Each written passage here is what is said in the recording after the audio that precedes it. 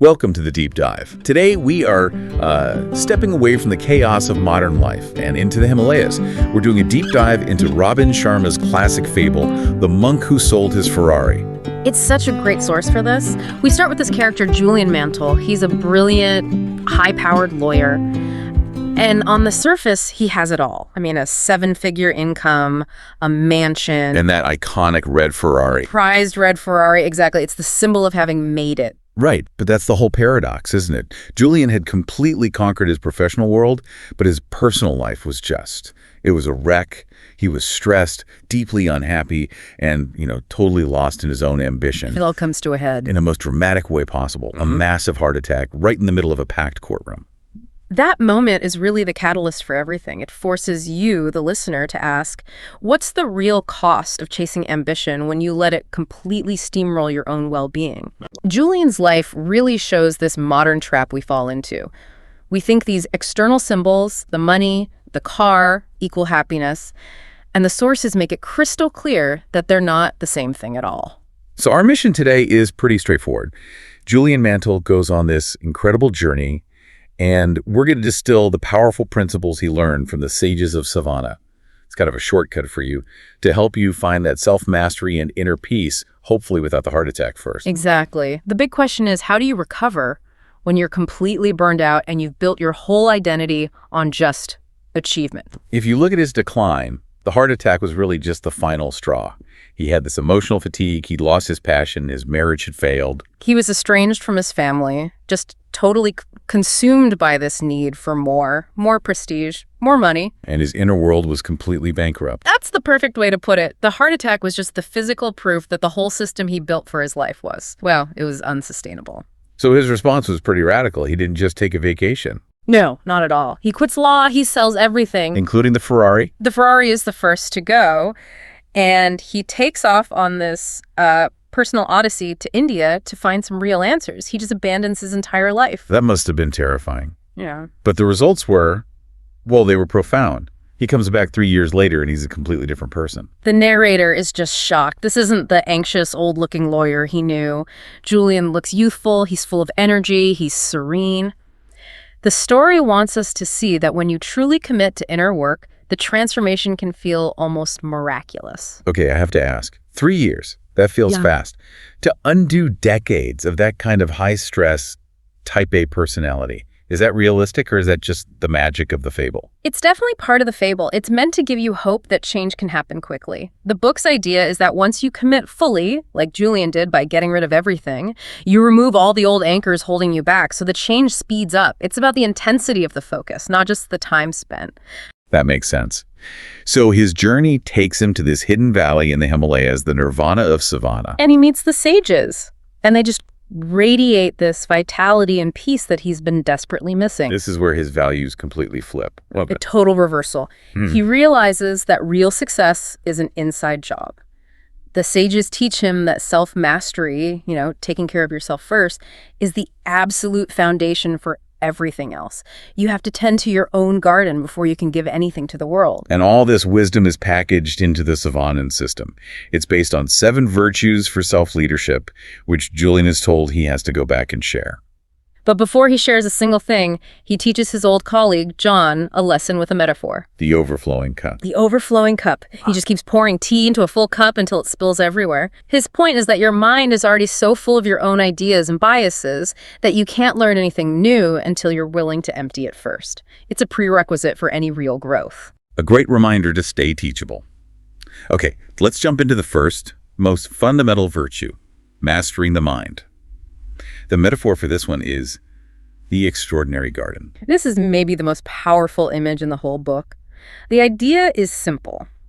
Your mind is a rich, fertile garden. If you plant beautiful thoughts and tend to them, your life will be beautiful. But if you let weeds grow negative thoughts, worry. Your life becomes a mess.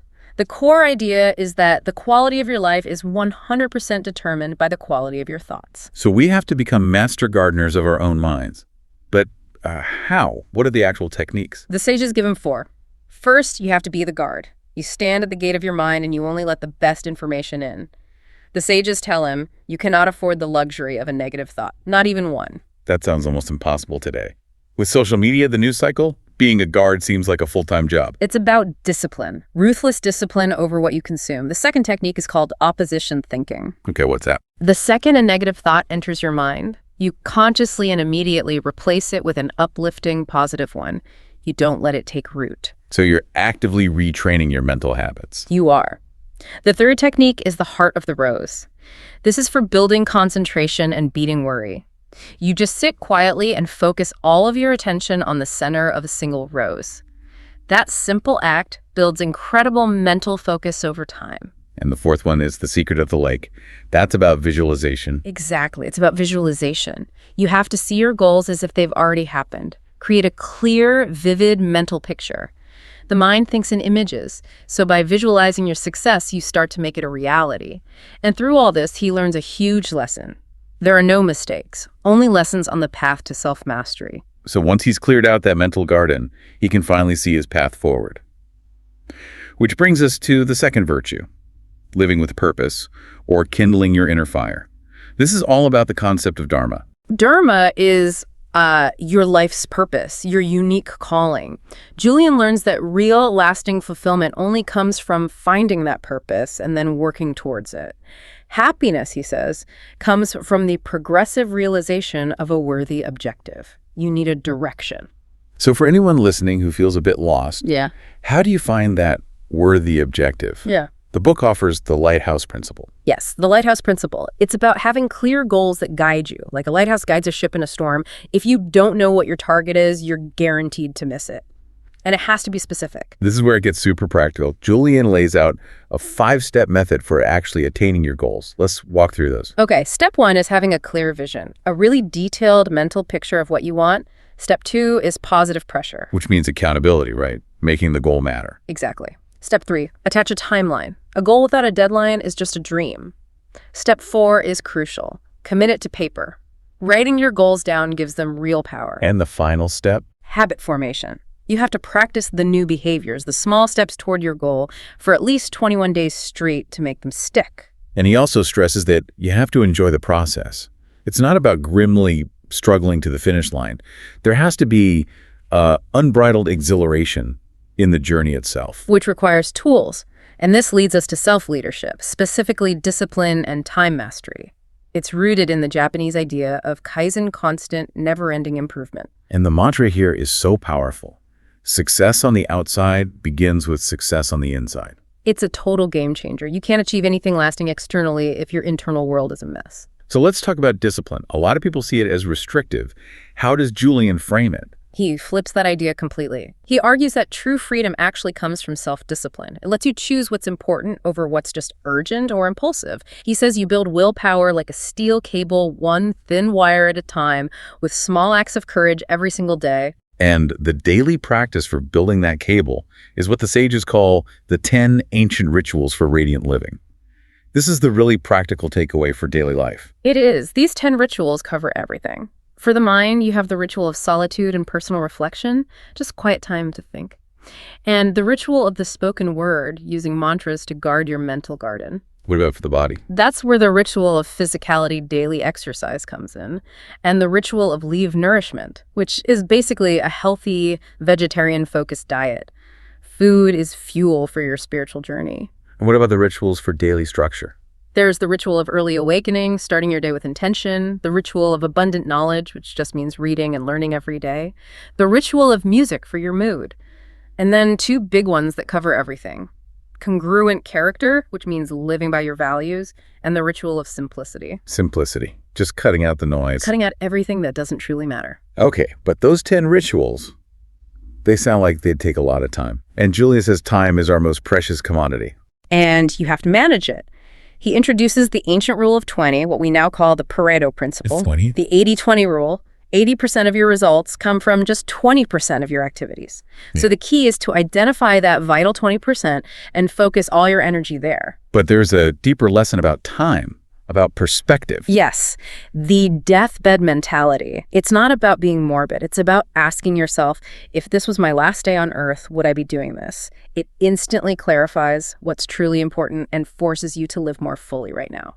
So we've mastered the mind, found our purpose, disciplined our time. We finally get to chapter 12, to the ultimate point of it all. The ultimate purpose of life, according to the sages, is to selflessly serve others. It's that simple. The quality of your life is measured by the quality of your contribution. If Julian's old life was all about getting, his new life is all about giving. That can feel a little abstract. How do you practice that every day? It's about shifting your focus from me to we. Julian tells a story about Yogi Raman's father, who every night before bed would mentally list all the acts of kindness he had performed that day. That simple exercise wires your brain for service. And that brings us to the final piece, Chapter 13, the timeless secret of lifelong happiness. And it all comes back to the present moment. Embrace the now. Savor the journey. Happiness isn't some destination you arrive at, it's something you cultivate every single day. And he gives a final warning. Never sacrifice your happiness for achievement. Stop being a prisoner of your past. Become the architect of your future. It's such a powerful line. So when you distill it all down, the journey from that stressed-out lawyer to the enlightened monk was about mastering the mind, finding his dharma, applying daily discipline through those 10 rituals, and then committing to service and living in the moment. It really boils down to this. You have to invest in yourself. That's the best investment you will ever make. It pays you back with peace and vitality. Julian Mantle's story started when he sold a literal, physical Ferrari to find his freedom. So here's a final thought for you to take with you. What possession, what toxic habit, or what limiting belief might you need to sell today to start building a character that is, as the book says, rich with courage and peace?